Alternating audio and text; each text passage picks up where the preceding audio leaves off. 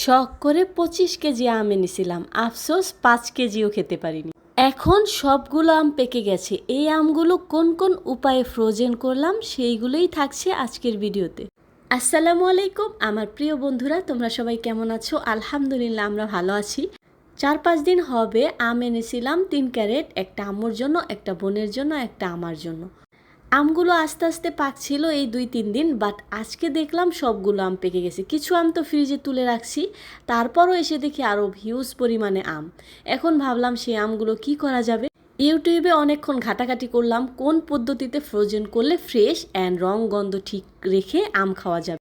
আগেও কিন্তু 2-1 বার আমি আম ফ্রোজেন করেছি। কোন পদ্ধতিতে আমি সফলতা পেয়েছি, কোন পদ্ধতিতে পাইনি, সেটাই তোমাদের সাথে শেয়ার করব। ফার্স্ট কিছু আম আমি খুব সুন্দর করে ক্লিন করে দেন টিস্যু দিয়ে ভালোভাবে মুছে দিব।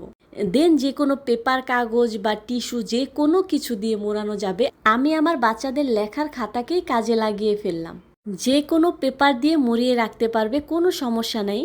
আমি আমগুলো খুব সুন্দরভাবে মুড়িয়ে রাখবো। একটা পেপারের জন্য একটা আম মোড়াবো। এভাবে রাখলে কিন্তু ভিতরে আইস তৈরি হবে না, আম কিন্তু একেবারে ফ্রেশ থাকবে আর গন্ধ মজা একেবারে জাস্ট ঝাক্কাস।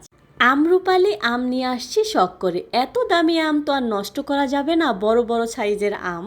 তাই এমনভাবে ফ্রোজেন করব একেবারে যে ফ্রেশ আমের মতো পারফেক্ট খেতে পারি, সেই জন্যই আর কি এতটুকু কষ্ট করা। এভাবে রাখা তো কমপ্লিট হলো। ভাবলাম এক উপায়ে তো রাখা যাবে না, বিভিন্ন উপায়ে রাখতে হবে। সেই জন্য আরও কিছু আম খুব সুন্দর করে ছিলে দেন আটিটা আলাদা করে জাস্ট আমগুলোই কিন্তু রেখেছি বাটিতে, যে ইনস্ট্যান্ট খেতে পারি সেই জন্যই আর কি এটা করা। আর এভাবে খুব কমই রেখেছি। আর হ্যাঁ, কিছু কিন্তু নর্মালেও তুলে রেখেছি যে বেশ কিছুদিন খাওয়া যাবে। তারপরও তো আছে অনেকগুলো আম, 20 কেজি আম বলে কথা। এখন আবার আরেকটা আইডিয়া তৈরি করে ফেললাম। পাকা পাকা রসালো আম দিয়ে তৈরি করে ফেলবো আমের টকটকা ফ্রেশ জেলি, যেটা বাচ্চাদের খুব পছন্দ। আর টিফিনের জন্য তো সবচেয়ে বেস্ট হবে সকালের নাস্তায়। অবশ্য আমি তো খাবো না, আমি তো ইদানিং ডায়েট করছি। আর জেলি তৈরি করার জন্য কিন্তু অনেক বেশি চিনি দিতে হয়, আর এটা তো একেবারে হেলদি না বলা যায়, ডায়েটের জন্য অবশ্য। আর এত আম কিন্তু থাকতো না, আমি কিন্তু খুব আম লাভার একটা মেয়ে, বাট এখন তো ডায়েট করছি এই জন্য এত বেশি আম আছে। আর বাচ্চারা কয়টা আমি খেতে পারে বলো? আর একটা কথা কি জানো, যখন তুমি ডায়েট করবে না তখন না খাবারের রুচিটা একদমই কমে যায়। মানুষ বলে খেতে ইচ্ছে করে ডায়েট করলে। আমি মনে করি অরিজিনালি যদি কেউ ডায়েট করতে চায় বা মনটা তৈরি করে ফেলে, তার একদমই খেতে ইচ্ছে করবে না। আমার তো খাওয়ার চাহিদা একেবারে কমে গেছে, কোনো কিছুই যেন খেতে ইচ্ছে করে না। যাই হোক, আমি কিন্তু যতগুলো আম নেব সেই আমগুলো ছিলে নিয়েছি। দেন কিন্তু যে কোনোভাবে কেটে নেওয়া যাবে। আমি যেহেতু ব্লেন্ড করব, ব্লেন্ড না করলেও কিন্তু হতো, সুন্দরভাবে চালনি দিয়ে চেলে নিতে হতো, কারণ লিকুইড একেবারে মসৃণ হতে হবে, এই আর কি। আরিশাকে যখনই আম খেতে দিই একেবারে আম দিয়ে পুরো গাল হাত সব একেবারে মাখিয়ে ফেলে। আমগুলো ব্লেন্ড করার পর কনসিস্টেন্সিটা ঠিক এরকম হয়েছে। পানি যেহেতু ইউজ করা হয় নাই, তাই লিকুইডটা কিন্তু ভালোই ঘন হয়েছে। এটা আবার যখন চিনি ইউজ করব তখন কিন্তু মোটামুটি ভালো পাতলা হয়ে যাবে। আমি আমটা ভালোভাবে ছেঁকে নিব, ছেঁকে নিলে পিউরিটা অনেক বেশি মসৃণ হয়। আমি কিন্তু এখন যতটুকু চিনি দিলাম তার ডাবল চিনি কিন্তু পরবর্তীতে আবার দিয়েছি।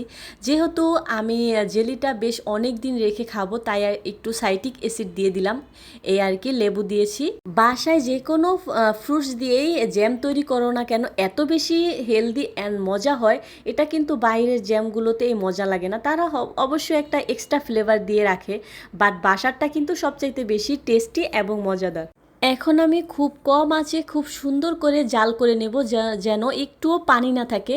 চিনি কিন্তু অনেকগুলো দিয়ে দিছি। এখন দেখো লিকুইডটা কত বেশি পাতলা হয়েছে। এখন চিনিটা খুব ভালোভাবে শুকাবে, মানে আমের মধ্যে যেই পানিটা আছে এক্সট্রা, সেটা খুব ভালোভাবে শুকিয়ে নিতে হবে, নয়তো কিন্তু জ্যামটা নষ্ট হয়ে যাবে। প্রায় 15 থেকে 20 মিনিট কম আঁচে জাল করে নিয়েছি। দেন টেস্ট করে দেখলাম জ্যামটা পারফেক্টলি হয়ে গেছে। এখন আমি বয়ামে ঢেলে নিব গরম অবস্থাতেই। এখন বেশ অনেকক্ষণ রেস্টে রেখে দেব। অবশ্য রেস্টে রেখে দেওয়ার পর কিন্তু কিছুক্ষণ ফ্রিজে রাখলে আরও সুন্দরভাবে সেট হয়ে যায়। আমি ভাবলাম ফ্রিজে রাখার আগেই তোমাদেরকে একটু দেখিয়ে দেই। আমি এই পাউরুটিগুলো পাশের বেকারি থেকে এনেছি, তারা ভিতরে রুটিগুলো ব্রেক করে দেন সামনে আবার তারা বিক্রি করে। আজকে বড়টা পাইনি, তাই ছোটোটা নিয়ে কাজ চালিয়ে দিলাম। দেখো জ্যামটা কত সুন্দর হয়েছে, কত বেশি কালারফুল লাগছে, বিশ্বাস করো এত বেশি মজা হয়েছে। আমার ছেলে তো খেয়ে পুরো ফিদা হয়ে গেছে, বলতেছে আম্মু টিফিনে আমাকে এটাই দিবা। তবে যারা জেলেটিন আগার আগার ইউজ করে তাদেরটা হয়তো থকথকে জেলের মতো হইতো।